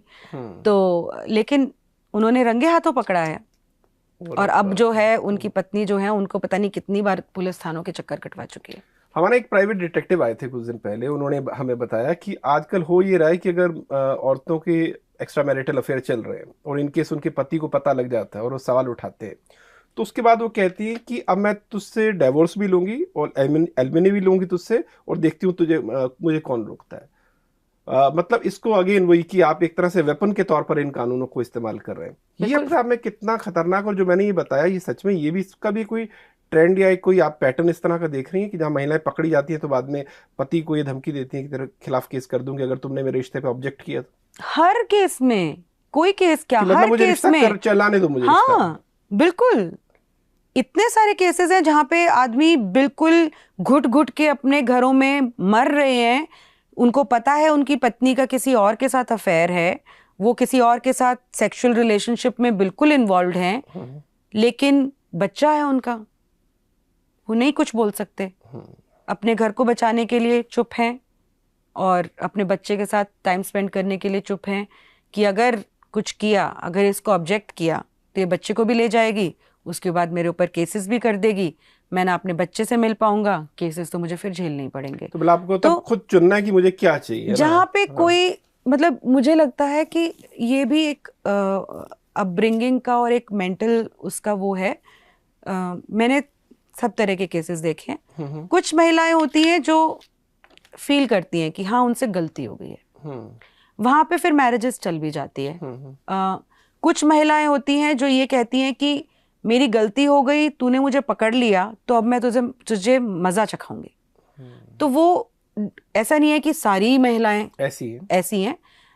कुछ हैं जो कि अपनी गलती को छुपाने के लिए दूसरे इंसान के साथ कितना भी गलत कर सकती हैं और उसमें कानून उनकी मदद करता है। दैट इज द सबसे प्रॉब्लमैटिक पॉइंट। दीपिका जी, आपकी सारी बातें सुन के लग रहा है, और आजकल जो लोग कुछ मजाक में भी कहते हैं और सीरियसली भी लड़के कहते हैं कि भैया मैं तो शादी के नाम से डर लगने लगा है, तो आपका इस पर क्या सलाह? वही अगेन फिर बात है कि अगर कोई आदमी शादी कर रहा है, स्पेशली अरेंज मैरिज कर रहा है जहां वो लड़की को नहीं जानता और एक आध मुलाकात में तो जानना संभव भी नहीं है, फिर भी क्या रेड फ्लैग्स है या आपको क्या लगता है कि किन चीज़ों को ध्यान में रख सकता है शादी से पहले? और जहां आजकल इस तरह के दहेज की भी बातें हैं कि हमने अनाप शनाप पैसा खर्च कर दिया, क्या अगेन फिर कोई डॉक्यूमेंटेशन भी होना चाहिए कि भैया पहले ही बता दो कि तुमने इतना खर्च किया, इतना खर्च किया, इतना नहीं खर्च किया? शादी से पहले किन बातों का ध्यान रखा जा सकता है? मैं क्योंकि अब इतनी सारी चीज़ें हो रही हैं तो वाजिब सी बात है कि हम लोगों के साथ एक्सपीरियंस शेयर करना चाहिए। मैं आपको 3 केसेस 3 पार्ट्स में बताऊंगी कि कहाँ कहाँ पे कुछ प्रोएक्टिव मेजर्स ले सकते हैं हम जो पुरुषों को कहीं ना कहीं मेरे बचा तो नहीं सकते हैं क्योंकि कानून ऐसे हैं कि केस तो दर्ज हो ही जाएगा, लेकिन कहीं ना कहीं आप अगर इन बातों का ध्यान देंगे तो हो सकता है कि आप बच जाएं। पहला है हस्बैंड मर्डर, वहां पे आप को क्या किन बातों का ध्यान देना चाहिए। दूसरा है कि अगर आपके ऊपर आप शादी करने वाले हैं तो क्या आप प्रिकॉशनरी मेजर्स ले सकते हैं। और तीसरा है झूठे रेप केसेस से थोड़ा सा बचने के लिए। पहले आते हैं हस्बैंड मर्डर पे, जैसे सोनम रघुवंशी वाले केस में हुआ है।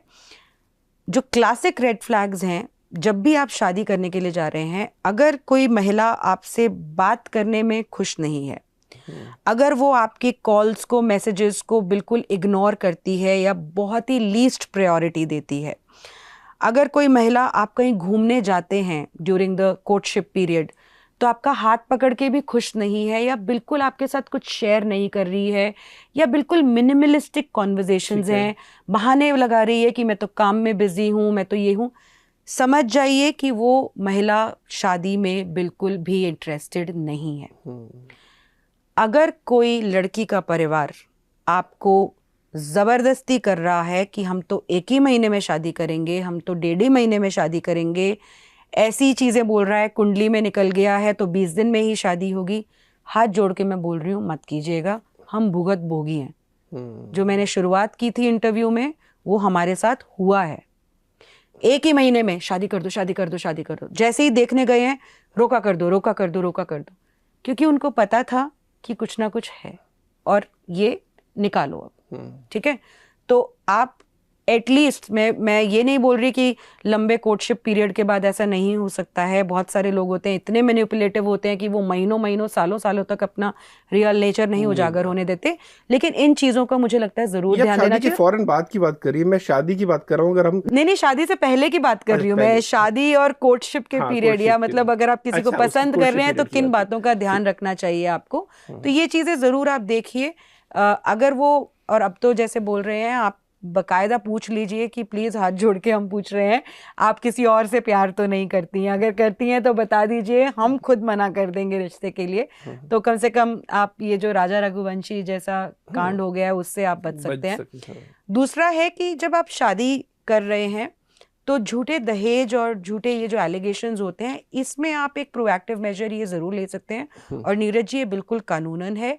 डाउरी प्रोहिबिशन एक्ट ये कहता है कि आप लिस्ट बनाइए, आप ये लिखत में लीजिए कि कोई दहेज का आदान प्रदान इस शादी में नहीं किया गया है, जो भी गिफ्ट्स वगैरह दिए गए हैं उनकी सूची ये है। डाउरी प्रोहिबिशन एक्ट ये कहता है कि करना चाहिए, लेकिन लोग नहीं करते हैं। लोगों को लगता है अरे भरोसा है, ये है, वो है, फिर बाद में जब कोर्ट में बातें पहुंच जाती हैं तब लोग पछताते हैं। इससे क्या होगा? 2 चीजें होंगी। एक तो ये कि कोर्ट ये देखेगी, अगर कोर्ट में मामला चला भी जाता है, कि देखिए दोनों परिवारों ने साइन किया हुआ है कि शादी के दौरान कोई दहेज का आदान प्रदान नहीं हुआ है, गिफ्ट्स की सूची जो है इन्होंने साथ में दी हुई है। दूसरा क्या होगा, जो एग्जैजरेटेड क्लेम्स होते हैं, जो 498A की में आप पहली लाइन पढ़ेंगे ना, तो आप ये लिखा होगा कि हमने अपनी हैसियत से ज्यादा शादी में 50 लाख का खर्चा किया, 60 लाख का खर्चा किया, 80 लाख का खर्चा किया नहीं होता 5 लाख का खर्चा। तो जब आपकी डॉक्यूमेंटेशन होगी तो आप कोर्ट को दिखा पाएंगे कि ये सरासर झूठ बोला गया है। तो 498A या डाउरी के केसेस से बचने के लिए ये एक थोड़ा प्रोएक्टिव मेजर हो सकता है। और ये इंपॉर्टेंट इसलिए भी हो जाता है कि जो डिमांड आती है 498A में कॉम्प्रोमाइज या सेटलमेंट करने की, वो यूजुअली इस आंकड़े के ऊपर आधारित होती है कि वो अगर बोल रहे हैं, जैसे हम लोग ये एनालाइज करते हैं कि अगर FIR में उसने 20 लाख का एक्सपेंडिचर लिखाया है तो इसका मतलब वो 50 लाख रुपए की एलिमनी आपसे एक्सपेक्ट कर रही है। 50 लाख का एक्सपेंडिचर लिखाया है तो कम से कम 1 करोड़ तो आपसे वो एक्सपेक्ट कर रही है। तो वो जो वैल्यू फिगर वहां पे वो लिखवाते हैं जो झूठी, उससे होता है। अब अगर आपकी ऑलरेडी डॉक्यूमेंटेशन है कि शादी में इतना ही खर्चा हुआ है, ये गिफ्ट्स का आदान प्रदान हुआ है, तो वो प्रोहिबिट कर देगा एक एग्जैजरेटेड क्लेम करने में। तो वहां पे आप थोड़ा सा बच सकते हैं। Last but not the least, जो सबसे ज्यादा केसेस आज के टाइम पे हो रहे हैं, जो बहुत ही ज्यादा प्रॉब्लमेटिक भी हैं और जिनमें सबसे ज्यादा हार्म हो जाता है क्योंकि इमीडिएट आपका अरेस्ट होता है, आप तुरंत जेल जाते हो, आपकी नौकरी चली जाती है, वो है रेप के cases, consensual relationships turned into false rape cases, जहां पे लड़की बोलती है इसने तो मुझे शादी का झांसा दिया था, ये है वो है। अपने रिलेशनशिप को प्लीज डॉक्यूमेंट कीजिए। अगर आप किसी लड़की से मिल रहे हैं, आप ये चीज बिल्कुल क्लियर कर लीजिए कि आप शादी आगे करना चाहते हैं या नहीं करना चाहते हैं। अगर आपका रिलेशनशिप इंटीमेट हो रहा है तो वो शादी के किसी झांसे के बगैर हो रहा है। ये चैट्स बहुत सारे केसेस में बकायदा काम आई हैं। इन्हीं चैट्स की वजह से बहुत सारे लोगों को बेल मिल पाई है। तो it is much much better to be safe than sorry. I think महिलाओं को भी अंडरस्टैंड करना पड़ेगा कि ये जो फियर है it is coming from somewhere. तो अगर आप लिस्ट बनाएंगे तो दोनों के लिए बढ़िया है। अगर आप हेल्दी कम्युनिकेशन अपने रिलेशनशिप के टाइम पे करेंगे वो भी दोनों के लिए बढ़िया है। तो जिस तरह से हम लोग चीज़ें होती हुई देख रहे हैं, I think it is very very important to be cautious. बिल्कुल, वो ब्लाइंड ट्रस्ट का ज़माना मेरे सही ख्याल बात से है। चला गया इसी है। इसी जो आपने आखिरी पॉइंट पर बात की, इसी पर सवाल ये निकलता है कि आजकल यूथ बहुत ज़्यादा जो डेटिंग ऐप्स पर है, लेकिन आपने कहा कि वहाँ ऐसे लोग पूरी तरह से एक्टिव हैं, पूरे रैकेट वहाँ पर चल रहे हैं जी। उसको लेकर आप क्या हिदायत देंगे और ये कितना फ्रीक्वेंट है डेटिंग ऐप्स के थ्रू लोगों को इस तरह से फंसाना? आपने एक केस तो बताया ही था बीच में मुझे। नीरज जी, मैं तो लड़कों को बहुत क्लियरली ये बोल दूंगी, there is nothing called free sex, as simple as that. And in the quest of that आप इतना ज़्यादा फंस सकते हैं, इतना ज़्यादा फंस सकते हैं कि आपको अंदाज़ा भी नहीं है। गुड़गांव में एक गैंग हम लोगों ने पकड़वाया था। वो लड़की डेटिंग ऐप से जाके लड़कों को मिलती थी, उनके साथ होटल में रुकती थी, अगले ही दिन जाके थाने में बैठ जाती थी और बोलती थी कि इस लड़के ने मेरा कल होटल में रेप किया है। उसके बाद उसका जो एसोसिएट है वो इस लड़के को फ़ोन करके धमकाता था कि तुम्हारी नौकरी खा जाएंगे। उसको थाने बुलाया जाता था। थाने में उनके साथ एक लेडी इंस्पेक्टर जो थी वो भी मिली हुई थी। वो इस लड़के को बताती थी कि अगर तेरे ऊपर रेप केस हो गया तो तू जेल जाएगा, तेरे इतने साल बर्बाद होंगे, तेरा परिवार बर्बाद होगा, पैसे दे दे। तो हमने उस लड़की को, उसका जो साथ में आदमी था, महेश फोगाट उसका नाम है, महेश फोगाट, बिनीता कुमारी, मुनेश देवी जो पुलिस ऑफिसर थी, तीनों का अरेस्ट हुआ था इस केस में। अच्छा, ऐसे बहुत सारे केसेस हैं, ऐसे बहुत सारे केसेस हैं जहाँ पे आपको आपकी वीडियो भी बना सकते हैं कोई, फिर उसके बाद आपको ब्लैकमेल किया जाता है पैसे के लिए।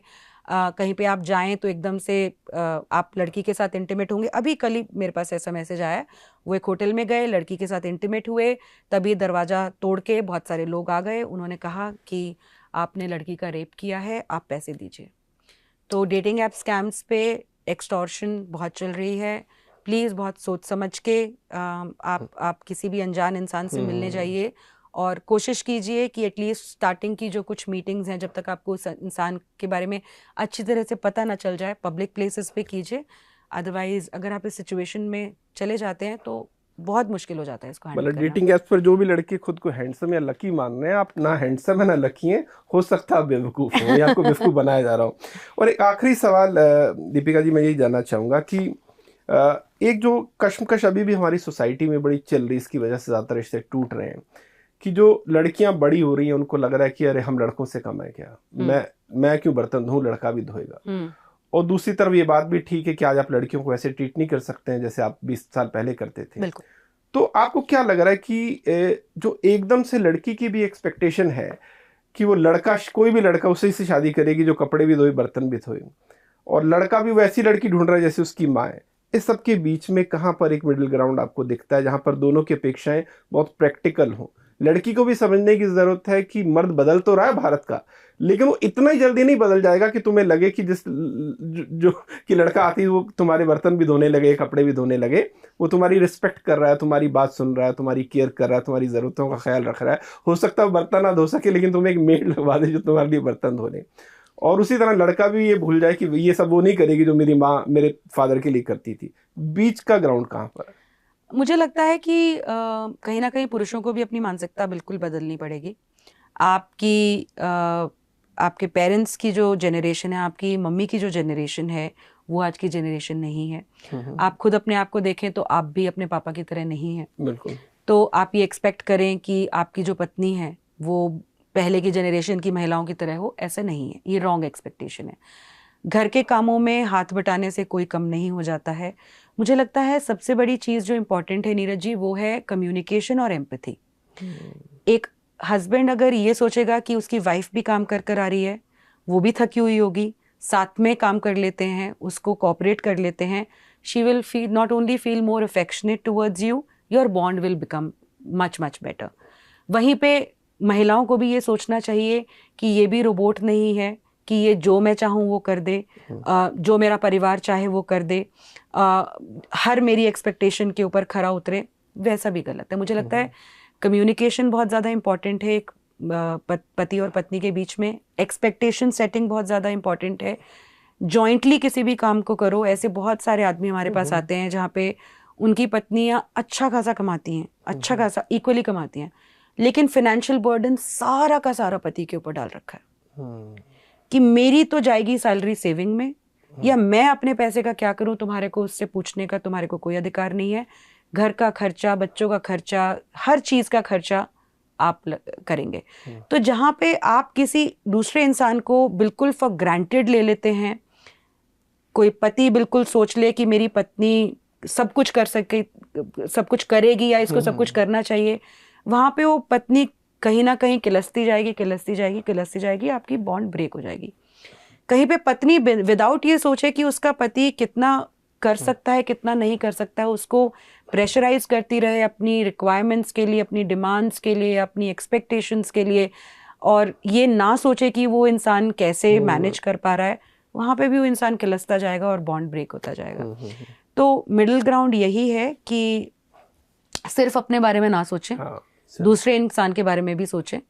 और जाहिर सी बात है कि इंडियन सिस्टम ऐसा है कि पत्नी ही पति के घर पे मूव करती है, तो ये बहुत बहुत इम्पोर्टेंट चीज़ है कि महिलाएं भी अंडरस्टैंड करें कि पुरुष जो हैं उनको बचपन से बताया जाता है कि उनके पेरेंट्स उनकी रिस्पॉन्सिबिलिटी है।